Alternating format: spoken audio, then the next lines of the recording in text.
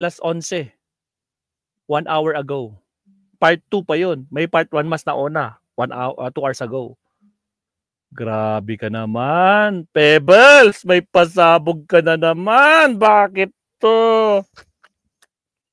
Nako po, ano kaya tong pasabog ni Pebbles, ma? May idea kayo? Ano tong pasabog ni Pebbles? At gigil na gigil ang ombudsman. Talagang inaabangan tong pasabog ni Pebbles, mga kabsat. Pero tingnan natin, guys.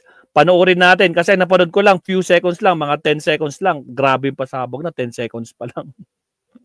Nako po, mahaba-haba itong video to. Nako po. Confident, sakit nila. Ay, ganun ba, RR Works? Confident. Ay, confi bala. Paano ba yan? Ombudsman, ano na? O, sige, umpisa na natin to. Pasukin na natin si Pebbles, mga kakabsat. Pebbles! Anong pasabog mo kay Ombudsman? Tignan natin. Tapos punta tayo kay Atong Ang mamaya. Nako po, Pebbles, may pasabog ka na naman.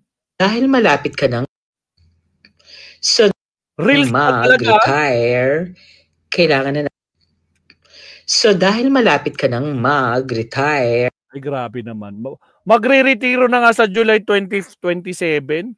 Hindi mo pa pinaligtas. 23 days na nga lang siya. Pebbles naman. Bakit naman yan? Nako po, go maestro, ilabas na yan. Tragis.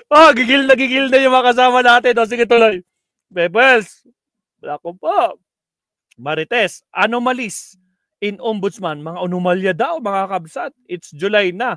Kailangan na nating pasabugin lahat ng... Grabe naman, nagmura pa itong si Pebbles. Ni Martires sa loob ng umpisahan natin, part 1, ang travel of Marites. Nako po, ay Martires. O, sige, tuloy. Kailangan na natin pasabugin lahat ng katarantaduhan mo sa loob ng ombudsman, Martires.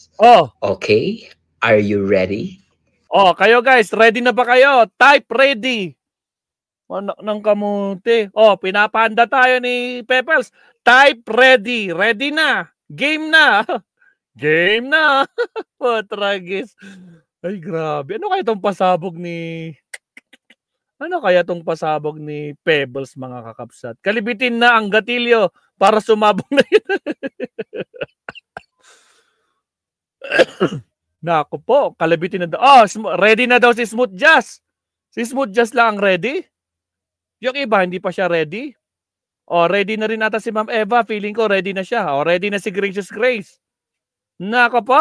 Sa mga di pa naglalike dyan, like and subscribe. Ilan na yung like natin, Gracious Grace? Ma'am Eva, ilan na yung like natin? Sige, pasok. Ready na silang lahat. Lights, camera, action. Nagkakaisa ang mga alipores mo, Martires. Nagkakaisa daw yung mga alipores, yung mga alagad niya. Anong gagawin nila kung nagkakaisa sila? Na hindi ka raw bothered. Pero, nagpa-imbestiga ka agad kung sino ang source ng leak at abang na abang ang mga ombudsman. Source na nag-leak? May nag-leak? At inaabangan ng ombudsman? Mga alipores? Sino yan? Sa post ko. Sa post mo. Inaabangan nila yung leak. So ito na yung leak. Nako pa, paktay tayo dito. Sige, tuloy. Sino ang source? Sino ang nagbigay daw sa akin ng papel ng mga gastos mo sa travels mo? Ay, grabe. Diba? Nagkagulo kayo dyan sa loob ng ombudsman. Pinatawag mo lahat ng accounting church. Sandali lang, mga kapsat. Nakakapagtampo naman kayo. 31 likers lang tayo out of 127 live viewers. Baka naman, mga kakabsat. Baka naman. Baka nakalimutan nyo lang mag-like. 127 live viewers. 31 lang yung like. Asan ang hustisya? Wala pa sa 1/4, mga kakabsat. Baka naman. Like po tayo, kabsat. Wala pong bayad yan. Okay. Take 2 tayo. Take 2. So dahil malapit ka nang mag-retire, kailangan na natin pasabugin lahat ng katarantaduhan mo sa loob ng Ombudsman Martires. Okay? Are you ready? Ready na. Nagkakaisa ang mga alipores mo, Martires, na hindi ka raw bothered, pero nagpa-imbestiga ka agad kung sino ang source ng leak at abang na abang ang mga ombudsman sa post ko. Sino ang source? Sino ang nagbigay daw sa akin ng papel ng mga gastos mo sa travels mo? Sinong nagbigay ng gastos ni Ombudsman? Nako po, anong gastos ba yan? Pebbles, pasabugin mo na, manang malaman nating lahat. Di ba? Nagkagulo kayo dyan sa loob ng Ombudsman. Pinatawag mo lahat ng accounting churrut kineso para malaman mo kung sino nagbigay sa akin ng confidential fund mo at ng mga nagastos mo sa iyong mga travels. Ang tanong ko, sa mga nag-o-official dito kay Lolo Martires at nag-aabogado sa kanyang mga travels, 25 days ang travel niya with full allowance. Ay, wow! Dun sa travel documents. 2 days lang ang meeting sa France at 2 days ang meeting sa US.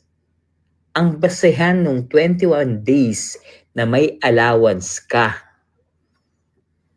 Diba? 2 days sa France, 2 days sa US. Pero meron kang 21 days allowance. Aba, ang taray mo naman. Ilang days? At almost every other month, yan ang ginagawa mo. Mag-travel at di ba ganyan din ginagawa ni Sarah? Mag-travel. Ay, naku po. Halos parehas Travel dito, travel anywhere. Sige, tuloy. Magdala ng maraming pera na kinukuha mo sa confidential fund ng Ombudsman. Tuwing magta-travel ka, kumukuha ka ng 1 milyong confidential fund. Ano? Kumukuha daw si Ombudsman ng 1 milyon? Seryoso ka, Pebbles? Sa Ombudsman, di ba? May mga nakakasama ka ring opisyal from Ombudsman at kilala ko sila. Pwede kong sabihin ang mga pangalan nila para maimbestigahan kayo kung paano nyo ginagamit ang pera sa loob ng Ombudsman. Papangalanan ko kayong lahat. At kung legit lahat ng travels mo, bakit ka natataranta? Bakit pinaiimbestigahan mo kung sino yung source ko? At balita ko, identified mo na raw yung source ko. Dahil dun sa picture na linabas ko na confidential funds mo at mga expenses mo, nakita mo raw dun sa kuko, bobo. Dahil lang sa kuko, ma-identified mo.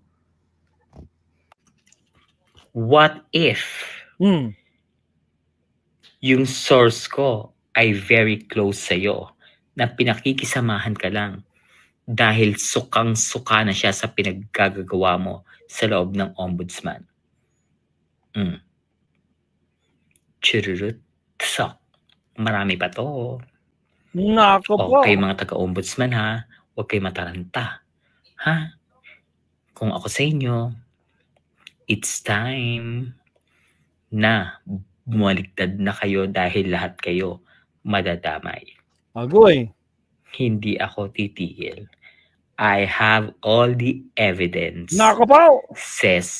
Evidences. English kasi. Mahirap talaga kapag Ombudsman ang kalaban, no? Nako naman. Nagpa-take down ka pa ng travel mo, nung merong content creator na nag-i-interview ng mga kilalang mga mga artista, celebrities, politicians na interview ka sa Vienna. Pero anong ginawa mo? Pina-take down mo kasi hindi yun kasama sa trabaho mo. Martires, your time is up. Chururut, tisak. Be! Grabe naman ito. Para kung ano, no? Pomeranian ba yung tawag doon? Yung kulay blue yung dila. Abangan nyo ang episode 2 ng pasabog ko kay Martires. Chururut, tisak. Be! Yan mga kabsat. Part 1 pa lang yan mga kabsat. Grabe. Biro mo, 1 million daw kinukuha ni Martires ayon dito kay Pebbles mga kabsat, no? Sa kanyang mga travel expenses. Actually, may part 2 na ito. Ngayon lang, kalalabas lang 1 hour ago. Sabugin. Ito na yung part 2. Pebbles, part 2 na tayo kagad. At alam ko na inaantabayanan nyo ang aking part 2 ng Martires. Teleserye Buwaya Mandarampong part 2. Part 2 na. Okay, part 2 na ang title natin sa part 2 na to ay ang Martires Ombudsman Mass Termination sa loob ng Ombudsman. Oh, really? Mass termination? Are you ready? Ready! Are you ready? Ready na po. Kayo guys, ready? Okay, umpisahan na natin, ha? Mga kapsat, kayo, ready na ba kayo? Tinatanong tayo ni Pebbles, ready na ba? Part 2 na mga kapsat. Alright. Ilan na yung like natin? Tika lang. Bago mag-ready dyan. Kanina, ilan lang yung like natin? 30 lang mga kapsat. 30 plus lang. Ngayon, ilan na?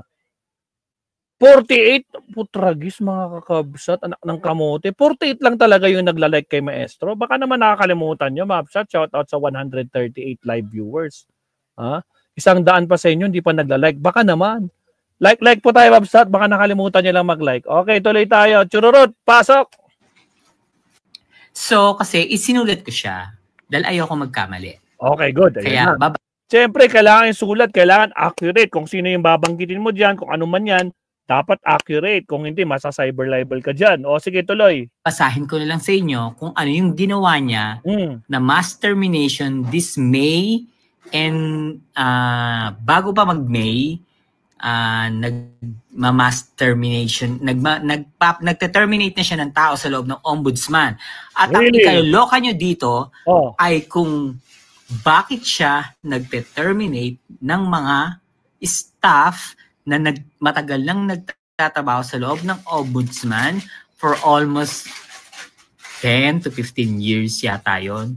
Diba? Umpisahan na natin.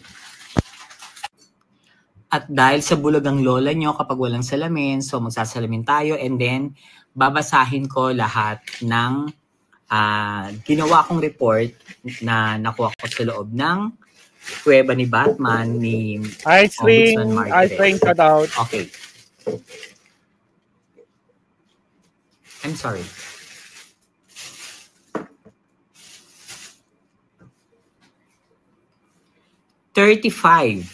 ang mass terminated, mostly employee na more than 10 to 15 years sa work.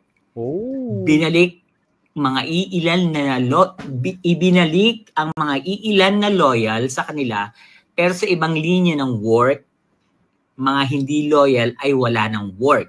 Ayun, naintindihan nyo? Binalik ang mga iilan na loyal sa kanila, pero sa ibang linya ng work.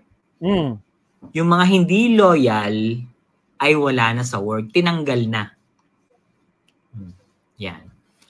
Always hiring ng basketball players para sa UNTV Cup na basketball tournament. Hindi sila nag-hire para madagdagan yung staff na magtatrabaho sa ombudsman. Nag-hire sila ng mga basketballista. Dahil alam nyo, eto this is a trivia. May basketball competition sa buong kawani ng gobyerno. For example, sa Department of Agriculture, may mga basketball players dyan, sa immigration, sa customs. Tapos naglalaban-laban sila, di ba? Yan yung UNTV Cup ng JIL, Jesus is Lord. Parang may kulto na naman yatang napasali. Yan yung ganun. Etong last basketball UNTV Cup, ang naglaban ay Department of Agriculture and Ombudsman. Yan. Biro mo ha, always hiring ng basketball players para sa UNTV Cup na basketball tournament. Nag-hire ang ombudsman ng basketball player. Biro mo, nagpapasweldo ang gobyerno ng basketball player at nag-hire sila as staff na talaga sa loob ng ombudsman ha. At malay ba natin kung yung mga basketball players na yan ay mga lawyers or prosecutors? For sure, hindi naman. Marami namang basketball player din na hindi rin naman nakapag-aral, di ba? Pero what is that idea na mag-hire sila ng basketball player sa loob ng ombudsman? Ano yun? Para makuha nila yung championship. And kung sila man yung maging champion, anong maitutulong nun sa ekonomiya ng Pilipinas? Walay. So, eto na yung nangyari. Ano na? Hindi directly na ipinalit yung 35 na sinibak sa mga basketball players kasi may mga nauna na na-hire bago pa ang mass termination. Pero now, meron ulit mga bagong players para sa next season ng UNTV Cup. Si Rex Sandoval ang kanang kamay niya dito. Kanang kamay ni Martires si Rex Sandoval. Biro mo, Martires, King Inamis, hindi mo inaasikaso yung mga kaso ng mga sinampas ng mga magsasaka, pero active ka sa basketball, ha? Yun lang. Hindi ba dapat mas inuuna mo yung mga reklamo dun sa mga corrupt na mayors like yung si Bravo na nambuntis na lang, na nambuntis na nag-loan na 156 million. Sino yan? Na palengke na wala namang nangyari. Diba? Dapat mas inuuna mo yan. Ba't masyado kang ano dun sa basketball? Nakakaloka ka. Tapos nagpa-mass termination ka dahil sa basketball. Martires? Really? Okay. May mass hiring na mga hindi masyadong qualified sa position. Mga lawyers na appointed niya ay walang trial experience, tinalunan, mga matatagal na, mga di kaalyado, nga, kahit sila ay magaling naman at matino. Dahil nga sa hindi sila kaalyado, kahit magaling sila at matino, tinigok. Ha? Sana, inisip mo yung ginawa mo eh. Kasi ombudsman ka eh. Hindi ka dapat nag-focus sa ganyan. Yung basketball. So tanda mo yan, mahilig ka pa pala mag-basketball. Nakakashoot ka pa ba? Ay, grabe ka naman. Ng nota mo sa charot. Sana lang dito sa makakarinig ng pasabog. Sinasabi ko ngayon, ang content ko ngayon, sana matulungan nyo sila dyan para makuryente at di na matuloy yung iba. Kasi nag-hiring pa rin sila eh. Diba? Matigil na yan, yung pag-hiring ng basketball players. Saka itigil nyo na yung basketball league nyo yan. Diyos ko, gastos lang din yan. Marami pa siya. Marami pang extension for signature. Kakuntsaban niya dito ay yung bagong special prosecutor na galing sa Court of Appeals. Sino yan? Pangalanan natin yan mamaya. Legit na may mass termination ng 35 na empleyado, mga admin at technical staff yan. Matitino at walang kaso. Minas terminate mo. demonyo ka. Legit din na may basketball team na binuo at hinire bago magtanggalan. At after magtanggalan ng 35 na empleyado ng 35 na empleyado, UNTV Cup ang tournament. Si Rex Sandoval, kakontsaba niya dito. Ulitin ko ang kakontsaba niya dito ay si Rex Sandoval. Sino ba yung hayop na yan? Legit na may mass appointment ng mga hindi masyadong qualified na prosecutors sa ngayon. Sana mapigilan ito para sa next na ombudsman ay may matinong tao na dadalin. Kakontsaba niya dito yung bagong special prosecutor na galing sa Court of Appeals. Kasama niya sa mga travels niya. Sana makasuhan din yung mga kakontsaba na nag-recommend sa mga appointment. Yan ang isa sa ginawa mo sa ombudsman, yung mass termination para lang may maipasok na magagaling na basketball player at kayo ang mag-champion. Yan ang isa sa ginawa mo, Martires. Kailan yan? Kailan yan? Naloka ka. At may papeles yan. Yung mga naka-hire ngayon dyan. Kung sino-sino yan. Asan yung papeles? At willing mag-testify pag wala ka na sa posisyon. Agoy! Kung sino yung mga tinanggal mo. May mga alam akong tinanggal mo kung saan nagtatrabaho.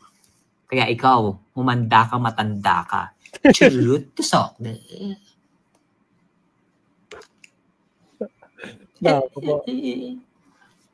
Tandan to. Wala namang ginawang maganda sa loob ng... My goodness. Grabe tong si Chururut, mga kakabsat. Sir Leonardo, iba. Magandang tanghali. Mega love shoutout. Michael Pangan. Delia Rosario shoutout. Grabe naman tong si Chururut. Nako po. Pag wala na sa pwesto si Martires, ilalabas nila yung mga dokumento. Pakta ito, sakit sa ulo to. Nako po. Ay, grabe ka. O, siya mga kabsat, ito na ang pasabog ni